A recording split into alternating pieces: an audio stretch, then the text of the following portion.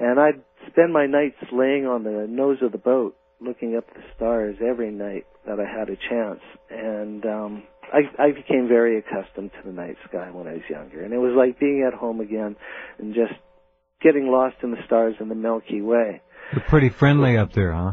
It is. I mean, the stars, everything's so welcoming, and the people out there are unique. They're very one-of-a-kind, very welcoming, accepting, great, down-to-earth people that are very honest and sincere. I can't think of a better place to be anywhere in this world, to tell you the truth. Wow. But anyway, skipping ahead is August 2005, and I'm out on the boat. I've been looking at the stars for a couple hours. Everything was deadly calm and silent. And I was looking off to the southeast part of the sky when all of a sudden there was a bright object off to my right. And initially I thought it was some very bright satellite or some bright Earth object of some sort. And I was actually rather perturbed over the whole thing. This light was taking away from the beauty of the night sky. So I looked over, and what I saw was a elongated diamond object in the sky. It was glowing white light, and my first thought was a jet landing light. I don't know why, but that was what my thought was. And I'm looking at it, and no, this isn't a jet landing light. There's no airports for hours and hours away.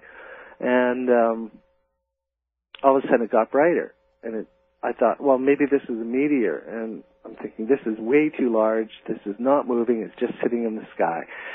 And I'm looking at it. I stand up on the boat. What the heck is this? And this thing's, well, probably around 100 feet, 100 to 150 feet off of the ground, and around 40 to 60 yards away. And it's not making a sound. It's just getting brighter and brighter. And the hair is standing up on my arms. I got goosebumps. My heart's starting to just race. I don't know what the heck this is. I don't know what's going on. But I have this really strange feeling coming over me, like danger is very close by, and I shouldn't be just standing there looking at this. The craft became brighter and brighter, and all of a sudden it seemed like I was caught up in a white beam of light. It surrounded the entire area of the boat I was on, the entire lake area, like probably a 15 to 20 yard swath circle diameter. And I was ready to jump off the boat, jump in the water, run on shore, and just run into the trees and get the heck away from there. And my heart was in my throat. I was ready to panic, and I had total fear going through my body. I was at the point where I was about to leap off the boat, and all of a sudden, I wasn't. I found myself just standing there looking at this elongated diamond craft in the sky. The intensity of the light was still there, but it was starting to let off. The beam was no longer around me, and the craft slowly went back to its original light intensity. Everything is still deadly silent, and my heart not racing near as fast as it was, but still racing fast as I'm looking there at this craft, this object in the sky. And all of a sudden it started to move, much like the silver disc did. It was very gently, slowly moving for about 2 seconds after it had been sitting there for I don't know how long. And then after the 2 seconds, in an instant, in a fraction of a second, faster than it takes for a blink of an eye, it moved away from me upwards and towards the west, and it continued straight ahead of me. And this is the only reason I could see where it went, was because it went ahead of me. Had it gone off to the side, it would have been an instant blur and I wouldn't have seen a thing. But I followed it. In an instant, it went from as far as away it was from me to at least 25 miles in a tenth of a second. And it started to curve upwards, and then it shot straight up out of the atmosphere. Mm-hmm. I stood there very what do you shocked say? over the entire thing. Right. My heartbeat slowly slowing down, the adrenaline still pumping through my body, and I knew something had happened. I didn't know what. I knew something. I had missed something because I was ready to jump off of the boat, and all of a sudden I wasn't. And it really freaked me out, to say the least. I went back into the cabin and I wrote it down. I always write down everything whenever I see something now. As soon as I get a chance to get a paper and pen, I write it down so I don't forget anything at all the details. So that's what I did. Calmed myself down and wrote down as best I could what I had seen, experienced. You know what?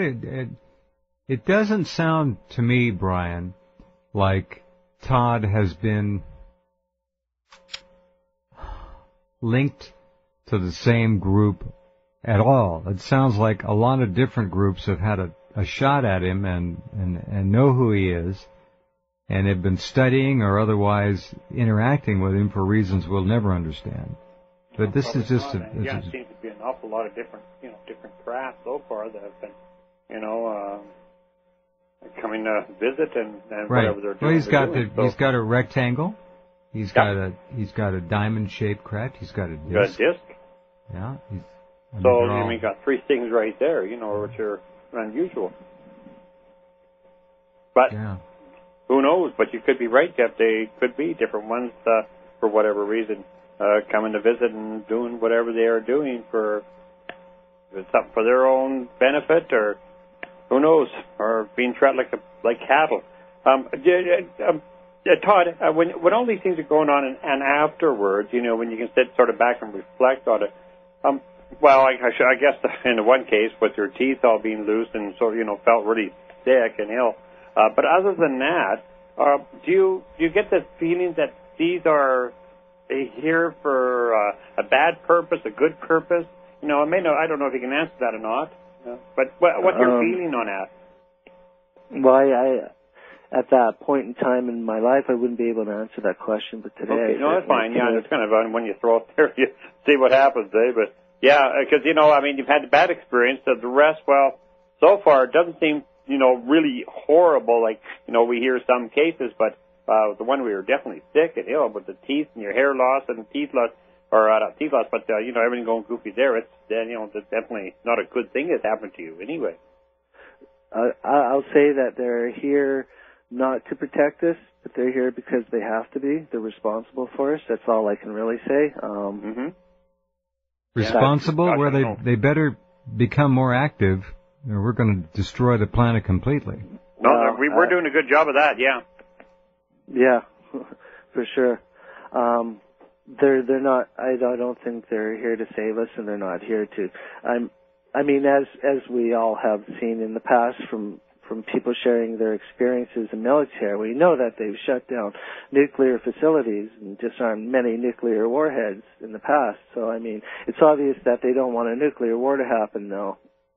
For whatever other reason, I don't know, but I got the impression that they're not here as protectors for us. They're here because they're responsible for us in a way as us being here.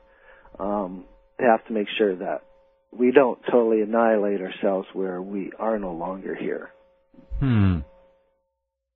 Interesting concept. When you think back, because I know a lot of the stuff that I have received over the years has definitely been negative, but it's kind of nice to see, what your thoughts are on it, and feel what your impression of these beings are and why they're here.